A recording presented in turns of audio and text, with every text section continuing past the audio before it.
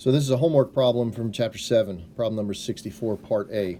I've had a couple of you come in and ask me about this, so I figured I should post this so that everybody can hear it as well. So we've got sodium hydroxide and iron 3 bromide. First thing you need to recognize is it's a double displacement reaction, and that the cations are going to trade places, so you're going to get sodium bromide as a product and iron 3 hydroxide as the other product. The reason we know it's iron 3 hydroxide is we looked at the iron on the reactant side. We were given the formula, and there are 3 bromides there. We know the bromide charge is 1 minus, so then the iron must be iron 3. If it's iron 3 on the reactant side, it's got to be iron 3 on the product side. So I know the sodium bromide formula, because a sodium ion is 1 plus charge and a bromide ion is 1 minus. And then the iron 3 hydroxide is iron 3 hydroxide, FeOH3.